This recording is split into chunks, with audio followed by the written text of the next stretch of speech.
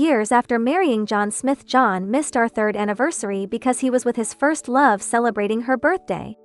He looked at me with guilt and promised he would never miss another anniversary. But what he didn't know was that there wouldn't be another anniversary for me. I was dying. Chapter 1. In the early dawn, the clock chimed. John Smith returned home late, reeking of a strong perfume.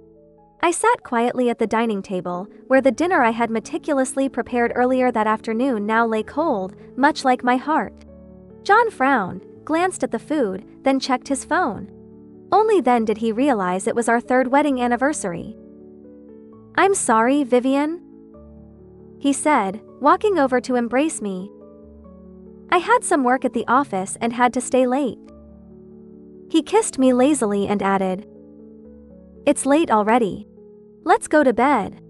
I promise I won't miss the next anniversary." Before I could respond, he loosened his tie and headed for the shower. He didn't even bother to come up with a convincing lie. Silently, I watched him walk away. My left hand gripped my phone, the screen glowing softly with an electronic diagnosis report from the hospital. Name: Vivian Lee. Diagnosis: advanced stomach cancer. Recommendation: immediate follow-up. Chapter 2. John wasn't working late. He was celebrating the birthday of his first love's son. His first love, Emily Summers, made no effort to hide it, proudly sharing photos on social media. A standard collage of 9 photos, accompanied by a caption.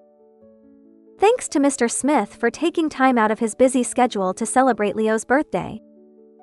The comments were filled with our mutual college friends. "So sweet! Are you two back together? Such a happy family of 3. Love it!" In the photos, John looked handsome, a rare smile gracing his usually stern face. I could clearly see that my husband spent our anniversary with his first love's son. To make it worse, I was diagnosed with cancer on the same day. When I finished showering, John was already sound asleep. I silently turned on the projector, repeating an old ritual. The projector played the classic Titanic. In the past, John would hold me and we would watch it together. Watching the shipwreck scene, tears streamed down my face. I had never felt so acutely aware that I was about to leave this world. And there John was, sleeping peacefully beside me. "John Smith, don't you know there won't be another anniversary for us?" Chapter 3. John and I met in our sophomore year of college. That winter, my abusive father cornered me in an alley and beat me. John chased him away with a wooden stick. He also covered my class F's when I couldn't afford them, all to protect my fragile dignity. He was like a moonbeam in my withered life. John was the campus heartthrob, and Emily Summers was the campus beauty. They were each other's first love and childhood sweethearts, a couple praised by everyone. But in our junior year, John's family went bankrupt and Emily's family emigrated. Overnight, John fell from grace and was buried in debt. He was devastated, abandoned by everyone. Only I stayed by his side, supporting him through the tough startup period. We lived in a cramped basement, the dim light barely illuminating our faces at night. At our poorest, we had to share a single bun. To help him secure investments, I drank excessively with clients.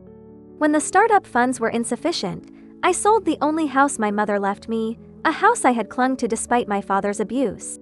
John once cried, holding me, promising never to let me down.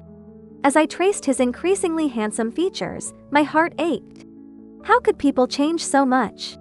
Chapter 4. Maybe because I slept too late the previous night, I woke up and found John had already left for work. I felt a wave of nausea and a sharp pain in my stomach but forced myself to make him lunch. At his office, I saw Emily Summers. She looked as radiant as ever, still youthful despite having a child. Seeing me, Emily warmly invited me in, acting more like the hostess of the company than I did. "Vivian, John took Leo to the restroom. He'll be back soon." She noticed the lunchbox in my hand and sheepishly stuck out her tongue. "Vivian, I appreciated John attending Leo's birthday yesterday, so I made him lunch today." She pointed to the half-empty lunchbox on John's desk. "Don't be mad, Vivian. John is already full." My lunchbox sat there, mocking my insignificance. Emily opened my lunchbox, revealing simple stir-fried vegetables and braised pork. She laughed softly. It seems Vivian isn't a very good wife. John loves spicy food. He enjoyed the spicy beef and chicken I made today. You should put more effort into your husband's meals. I looked at her smug face, feeling no anger. John indeed used to love spicy food, but during the startup phase, his erratic schedule led to gastritis, and he couldn't eat spicy food anymore. I had spent days researching recipes that were non-spicy yet suited his taste. Watching the nearly empty lunchbox, I had to admit he truly loved Emily, enough to risk his gastritis for her. Chapter 5. A little while later, John walked in holding a boy around 6 years old. This was my first time seeing Emily's son, Leo. He was chubby and had lively eyes, looking very clever. He ran to Emily and pointed at me. "Who's that ugly lady?" Emily lightly tapped his mouth. "Don't say that. That's your Uncle John's wife, Aunt Vivian." Then she turned to me, apologizing. "Vivian, don't mind him. Leo is just a kid and speaks without thinking." My stomach felt worse after hearing her fake apology. I picked up my lunchbox. "I'll leave you to it then." Maybe my face looked really bad as John grabbed my arm. "Vivian, wait a minute. I'll drive you home." I waited downstairs for John to finish work. Leo skated around me on his skateboard, constantly bumping into my legs. I gritted my teeth in pain, repeatedly asking him to stop. He ignored me, maliciously bumping into me again and again. I couldn't take it anymore and pushed him lightly. Leo fell to the ground, crying loudly. John and Emily rushed over, picking up the wailing Leo. "What happened, Leo?" "Mommy, Aunt Vivian pushed me on purpose. My hand is broken." Just as I was about to explain, John looked at me in disbelief. His cold gaze made me feel like I was plunged into an ice cave. "Vivian, Leo is just a child. How could you hurt him?" Without listening to my explanation, he carried the crying Leo to the car and left with Emily. I hailed a cab home, fighting the mixed smells in the car as my stomach churned. When I finally reached home, I couldn't hold back and got sick. Stumbling upstairs, I collapsed on the bed, not even bothering to change my clothes, and fell into a fitful sleep. I was woken by the sound of a child's laughter. Going downstairs, I saw Emily sitting on the sofa, and John playing with a toy car with Leo. It was a picture of a happy family. I couldn't suppress a few coughs. Emily quickly pulled Leo close. "Vivian, it was our fault this afternoon. We misunderstood you. Leo is just a child and doesn't understand. He thought you broke his hand because you pushed him. The doctor said he's fine." She then sternly told Leo. "Apologize, Leo." Leo glanced at Emily and John, reluctantly apologizing. I looked at them calmly, my stomach churning again. My anger finally exploded. "Get out!" Emily looked pitifully at John. He frowned. "Emily, you and Leo should go home." Emily left reluctantly with Leo. Chapter 6. John uncharacteristically stayed home to accompany me. I lay in bed, my back to him. He gently hugged me from behind, holding me tightly as if trying to merge me into his body. I tried to push him away but couldn't break free. "I'm sorry, Vivian. I won't let this happen again." I silently cried, my shoulders shaking. John turned my face towards him, gently wiping my tears. "Why are you crying like a little kitten? It's my fault. I won't let you suffer again." He apologized over and over, and I finally broke into sobs. "John, how could you not believe me? How could you look at me with such cold eyes? How could you hurt me so deeply?" I could barely speak through my tears. He firmly promised. "There won't be a next time." His embrace was warm. I traced the long scar on his arm. It was from the year we lived in the basement. Our landlord tried to assault me when John wasn't home. I fought back desperately until John returned. I was holding a kitchen knife, lost in fear. The landlord's disgusting face haunted me. John gripped the blade with his hand, blood streaming, while his other hand pulled me into a hug. He apologized repeatedly, promising it would never happen again.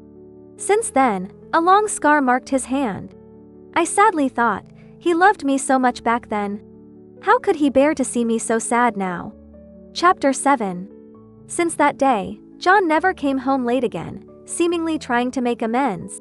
3 days later, it was my birthday. Looking at my increasingly gaunt reflection, I realized this might be my last birthday. John asked what I wanted, and I murmured, "I want to go to the amusement park, like before." In my childhood, my family was poor. My mother was always working, and my father was gambling. I had never been to an amusement park. Every time my classmates talked about it, I stayed silent. It was the most unattainable dream of my childhood. For my 20th birthday, John took me to an amusement park for the first time. I was running around, ecstatic like a child. He couldn't help but laugh at me. "Why are you acting like you've never seen the world?" I calmly told him about my upbringing. It was the first time I opened my heart, allowing someone to see the decay within.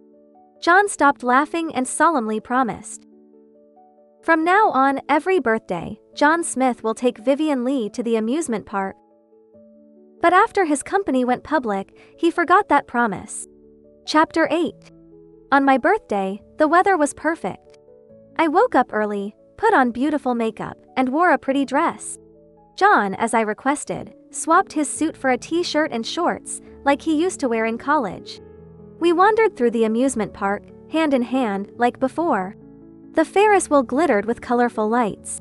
I dragged John onto it. At the top, I kissed him, just like before. They say couples who kiss at the top of the Ferris wheel will be together forever. I couldn't stop kissing him, wanting to imprint him on my heart. John didn't hold back, kissing me so passionately I could barely breathe. After the Ferris wheel, I even got on the carousel, surrounded by children. John found it childish and refused to join me. I pouted, saying the birthday girl rules. Coming off the carousel, I felt a wave of nausea. I excused myself to go to the restroom, asking John to wait. I barely made it to the bathroom before vomiting a large amount of blood. The bright red was shocking. I calmly washed away the blood, chewed some gum, and ensured there was no trace of the incident before heading back. When I returned, John was gone. I stared at the sea of people, feeling dizzy. I saw my phone light up with a message from John, sent 10 minutes earlier. "Vivian, Emily has an emergency. I need to check on her. Please be safe getting home tonight." I closed my phone. Once again, John had left me for Emily. Chapter 9. I looked at the reservation for a romantic dinner for two. It was non-refundable. Being frugal, I decided to go alone. The restaurant played romantic music. The waiter set to play settings. I asked him to remove one. Around me were couples, all in love. 5 years ago, this was the most expensive restaurant in the city. I finished the meal John and I had once dreamed of affording. It might have been my illness, but I found the food tasteless. Back then, we were incredibly poor. On my birthday, we went to the amusement park and had only $188 left. Passing by this restaurant, I was immediately attracted. It was a French restaurant with uniformed waitstaff and a pianist playing love songs. Realizing how expensive it was, I tried to drag John away. But he insisted we go in, gently touching my face. "Don't worry, if we don't have enough, your husband will wash dishes to fulfill his wife's birthday wish." We found the cheapest half-price steak. When it was served, it was barely the size of my palm. I tugged on his sleeve, saying, "I'm not hungry.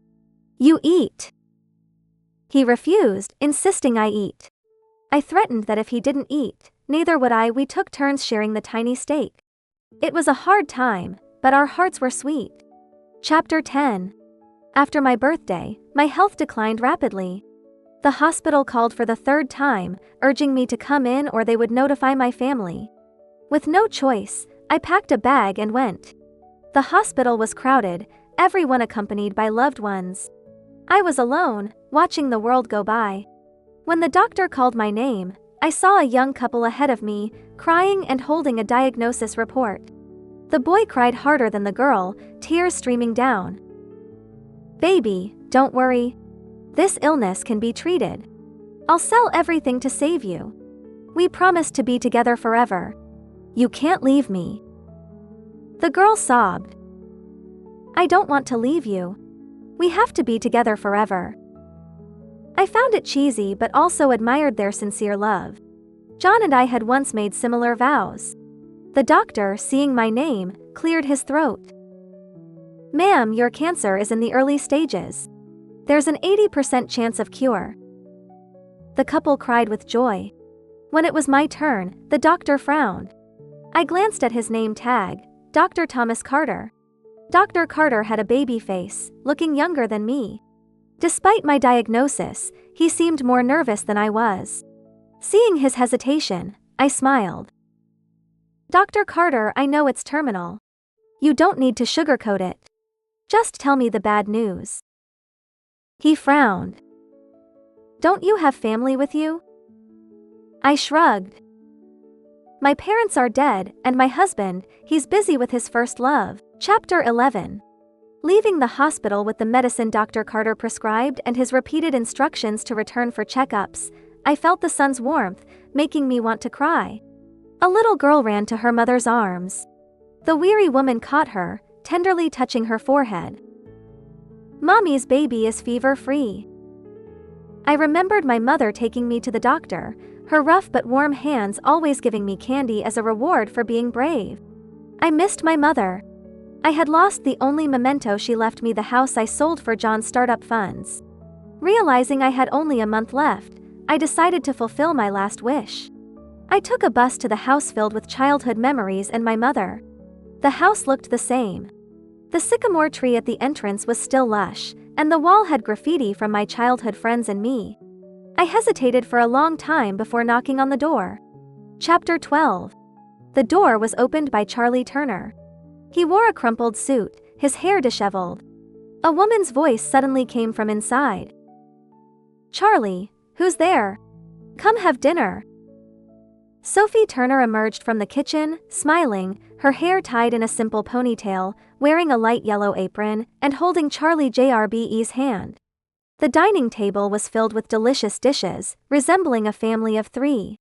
I couldn't control my trembling, my chest heaving with emotion.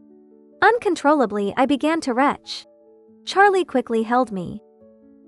"Vivian, what's wrong?" I looked at Sophie and Charlie JRB peeking out from the house. I couldn't help but shout.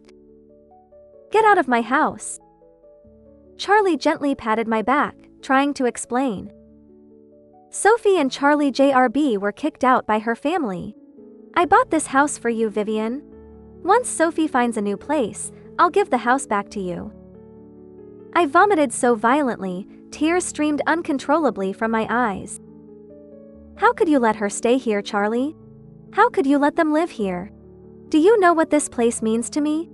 This is the only memory I have of my mother, the one thing I feel most guilty about. I sold my mother's memory for you, and you let them move in?" I beat Charlie with all my might, my strength fading, crying out in agony. I hated myself so much. I had nothing left, and now even the memories my mother left me were being tainted by Sophie. With all my strength, I pushed Charlie away and stumbled out of the house. Filled with resentment, I thought, "Charlie, you've destroyed my pride, my love, and now you're trying to take my memories too. Charlie, I want you to regret everything." Chapter 13. A sudden downpour began as I wandered alone in the rain. I shut out everything around me. Feeling utterly despondent, thinking that maybe being drenched wouldn't be so bad. I was shivering with cold but didn't want to go home. I wandered aimlessly, like a stray dog without a home. A SUV pulled up in front of me. I looked up to see it was Dr. Thomas Carter. I ignored him, but he persistently followed me with his car. Seeing that I had no intention of getting in, he stopped the car and walked toward me. Ignoring my resistance, he lifted me into the car. He drove aimlessly through the rain with me. After a long while, he asked, "Do you want to go home?" I looked blankly out the window. "Home? I have no home anymore. I lost my childhood home. And the one after marriage too. Dr. Carter took me to his place and settled me in a guest room. He insisted I drink a hot cup of cold medicine. Lying in the warm, comfortable bed, my mind gradually calmed, my eyelids grew heavy, and I fell asleep. I stayed at Dr. Carter's place for 3 days, not turning on my phone once. I felt like a living dead person, being fed by Dr. Carter every day. Each day, I would wake up, stare at the sunlight outside the window, and not say a word. Dr. Carter didn't force me. He just took me for walks and meals at regular times each day. On the 4th day, when Dr. Carter went to work, I left his house. Chapter 14. I returned to the home I shared with John. I packed all my belongings and took one last look. The home where I invested so much effort thoughtfully arranged. 7 years together, 3 years of marriage, ending with a divorce paper and the removal of the once cherished ring. I saw Leo's toys in the house. Even they felt tainted now, but I no longer cared. I turned on my phone again, and John's call came through immediately. His first words were to question my whereabouts these past few days. I ignored his questions, simply saying, "John, let's get a divorce." I used to think it would be hard to say those words, but now I only felt a sense of relief. "Every moment with you makes me sick. You disgust me more than Emily does. Let's never see each other again." After saying that, I hung up and blocked John. I went downstairs and picked up a knife from the kitchen, the one I used to cook for John. I traced it along my wrist, ready to end this toxic relationship today. Just as I was about to make a move, my phone started vibrating incessantly. Chapter 15. I was contemplating ending it all when I received a call from Dr. Carter. On the other end, Dr. Carter was out of breath. "Vivian, I know you've been through a lot of pain and suffering in your life, but you're my first patient, Vivian, and I hope you get better." He paused for a moment before continuing. "If ending your life really brings you peace, Vivian, I can't stop you. I just hope you'll think it through." Listening to his words, I put the knife down. "Come to Serenity Apartments, I'm waiting for you here." The next time I saw John, it was half a month later at the hospital. I saw him holding a gastroenterology appointment slip, and I walked over, expressionless. He saw me and grabbed me, his eyes filled with barely concealed joy. "Vivian, I'm sick. Did you come to see me because you knew I was sick?" I looked at him coldly. "Oh, you're sick? See a doctor then. I just happened to be passing by. Stop lying. The soup in your hand is for me, isn't it? Why else would you come to the hospital with soup if not for me?" I sneered. "John, you really are narcissistic. It's okay for you to be with Emily, but I can't see another man." I shook off his hand in disgust and walked away. Dr. Carter, who was on a break, took the soup from me and happily drank it. John followed behind me, and when he saw Dr. Carter take the soup, he became furious. "Vivian Lee, I haven't agreed to the divorce yet. I haven't signed the papers, and you're already with another man?" I looked at him coldly. "So what if I am? He's much better than you.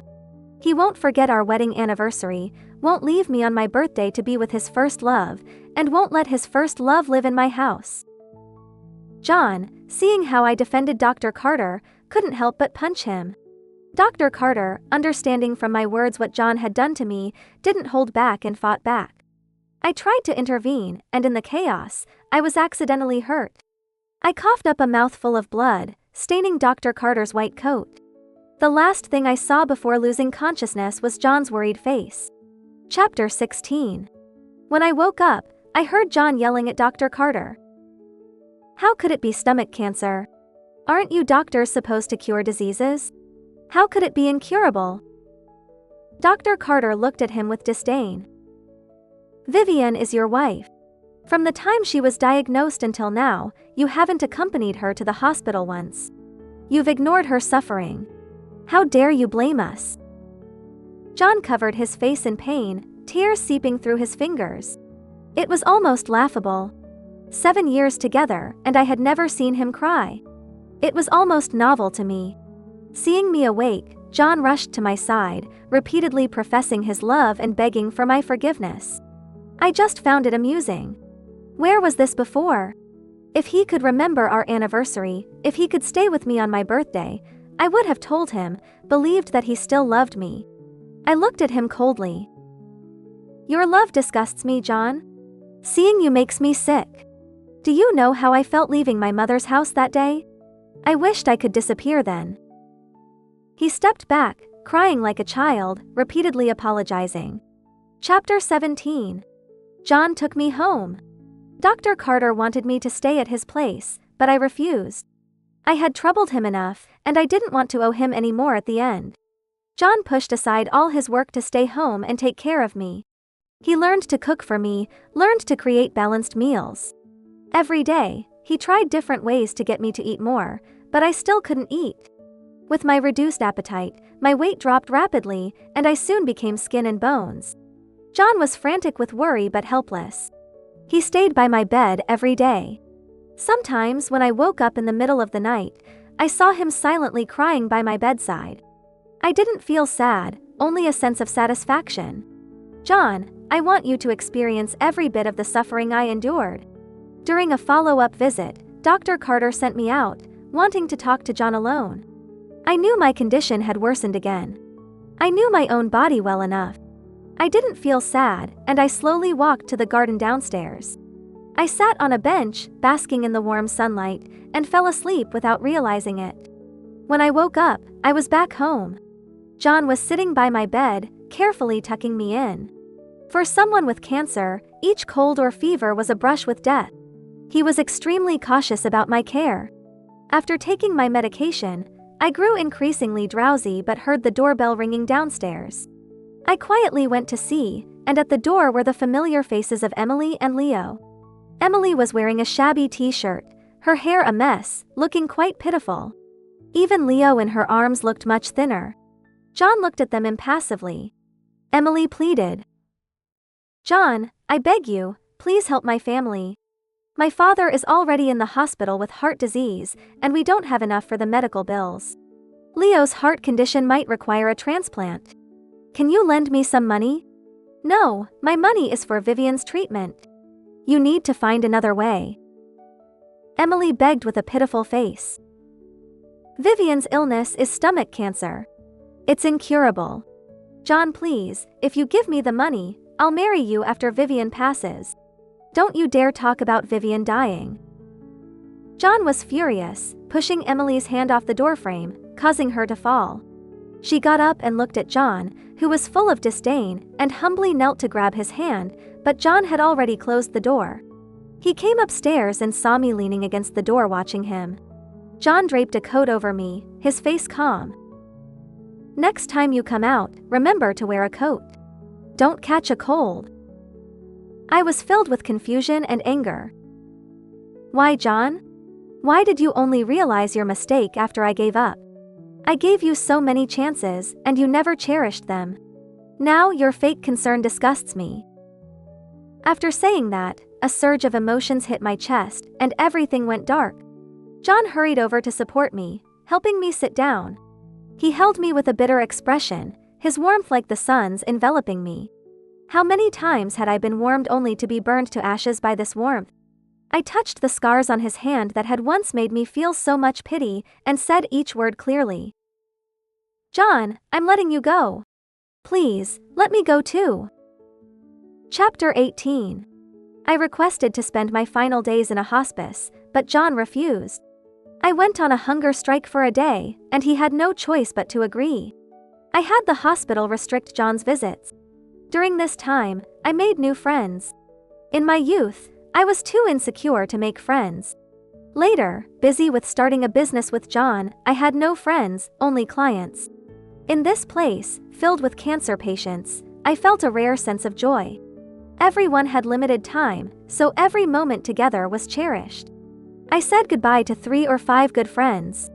This day, I knew it was my turn. I asked the nurse to call Dr. Carter, handed him my will. Then I closed my eyes, seeing my mother's figure. I chased after her, step by step, never looking back. Dr. Carter followed my will and donated all my usable organs. As I had wished, I wanted to help everyone struggling to live. When John heard about my passing, Dr. Carter had already scattered my ashes into the sea as I had requested. Nothing was left behind. John and Dr. Carter had a fierce argument, but in the end, John knelt on the ground, sobbing. "Vivian, you're so cruel. You left nothing for me, didn't even say goodbye. Do you hate me that much? But I love you. I really love you." 3 years later, when Dr. Carter came to the beach to commemorate me, he saw a ragged, unkempt John. He was holding a bottle of alcohol, reeking of it, shouting into the void for me. The next day, when Dr. Carter came to take him away, he found John had passed away by the sea, having taken his own life. In his hand he clutched a pair of wedding rings, engraved with "Eternal love, Vivian."